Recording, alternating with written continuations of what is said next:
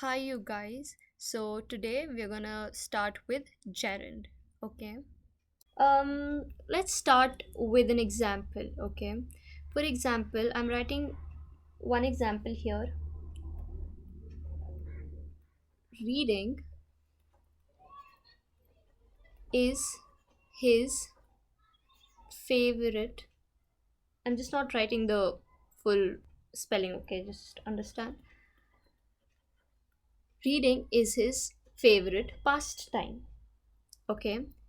The word reading is formed from the verb read by adding ing, correct? We also see that it is here used as a subject of a verb and hence does the work of a noun,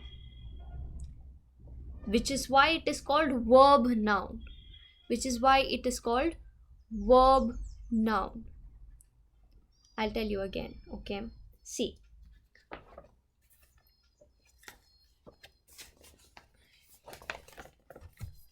the The word reading is formed from the verb read by adding ing here, correct? Now, we also see that it is here used as a subject of a verb and hence does the work of a noun. Okay, which is why it is called verb noun. Now, verb noun is nothing but gerund. Okay, gerunds are verbs that end in ing but function as nouns. Okay, many sentences can include a gerund, meaning that gerunds can function as subjects, direct objects, indirect objects, objects of prepositions, and predicate nouns. Okay. Before understanding gerunds as subjects, let's understand gerund in common. We have here one more example. I'll write it for you. Playing cards is not allowed here.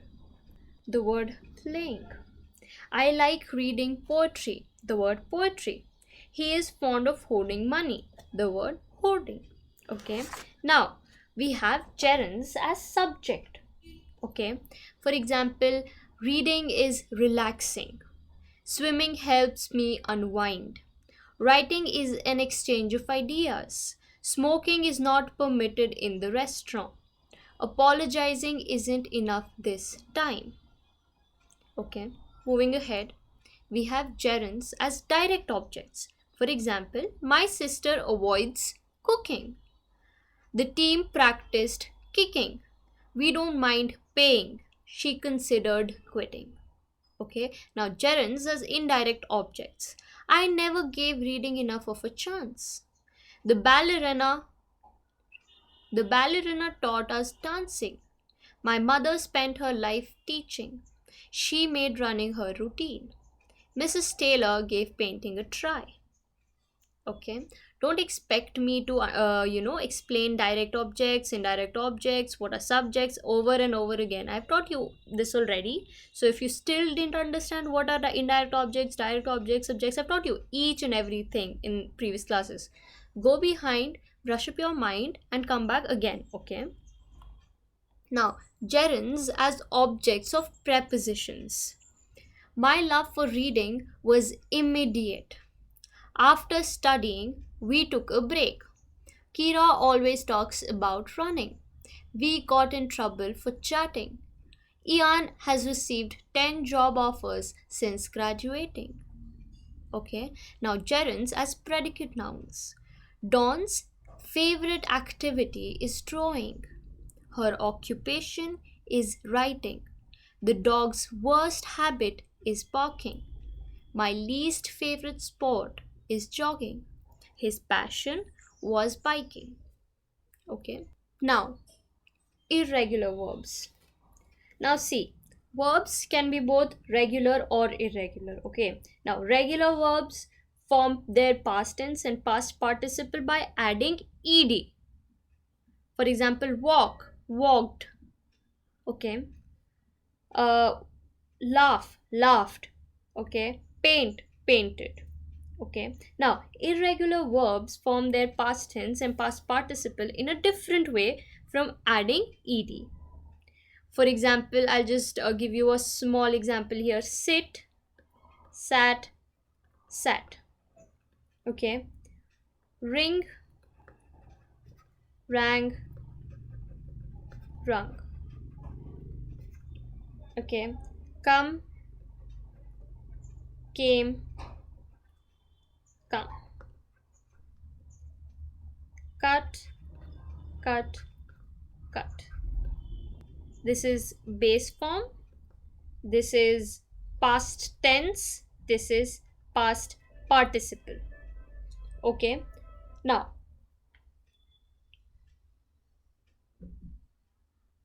Now there, do you see three different forms of verbs in these sentences that I've just written here?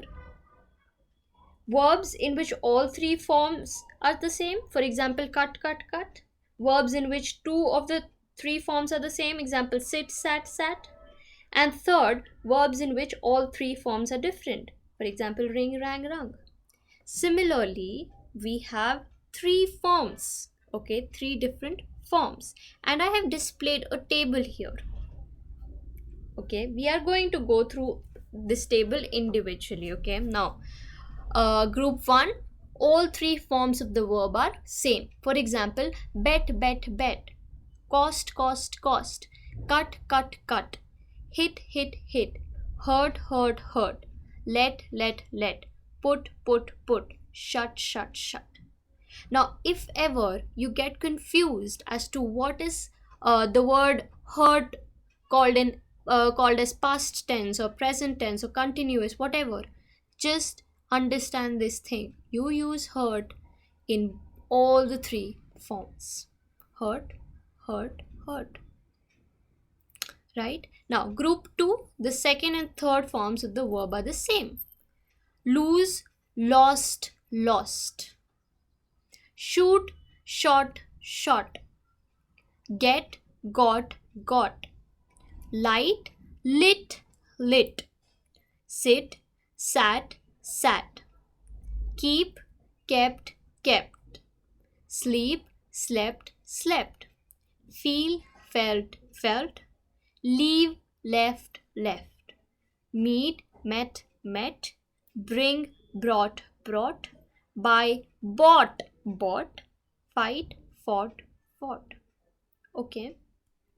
And the third form here is all three forms of the verb are different. For example, drive, drove, driven. Ride, rode, ridden. Rise, rose, risen. Write, wrote, written. Bite, bit, bitten. Hide, hid, hidden. Break, broke, broken. Choose, chose, chosen. Speak, spoke, spoken. Wake, woke, woken. Blow, blew, blown. Grow, grew, grown. Know, knew, known. Fly, flew, flown. Draw, drew, drawn. Show, showed, shown. Wear, wore, worn. Tear, tore, torn. Begin, began, begun. Drink, drank, drunk. Swim, swam, swum. Ring, rang, rung. Sing, sang, sung. Now, after reading these words, do you understand one simple fact as to how important pronunciations are in English? For example, I came across, tear, tore, torn. Now, tore and torn kind of, seems similar. So, if your pronunciation is not absolute, you might, misunderstand the person standing in front of you as to what you're trying to say. Even if you meant tone, he'll judge you on the basis of your grammar knowledge. Okay, so you should not only just learn the vocab but also how to pronounce the words, and it's the simple words pronunciation that makes a lot of difference. Okay, now you guys, these are just a few that I gave you. Okay, you are prone to internet very much, so I would want you to search more words as such, so that you just understand as to what is what. Okay, but also go through these words, because these were the common words that I found that we use quite a lot. Okay, Now, this was basically it in irregular verbs.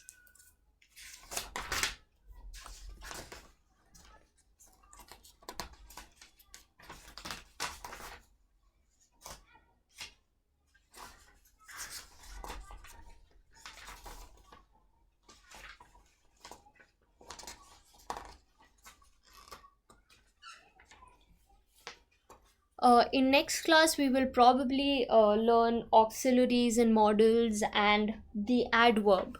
Adverb is another huge topic that we yet have to cover. But for today's class, this was basically it. Let's jump onto our vocab session, okay? The word is abject, meaning miserable. Abject, miserable. Synonyms: fawning, obsequious, groveling. Fawning, obsequious, groveling. Antonyms: lofty, exalted, dignified. Lofty, exalted, dignified.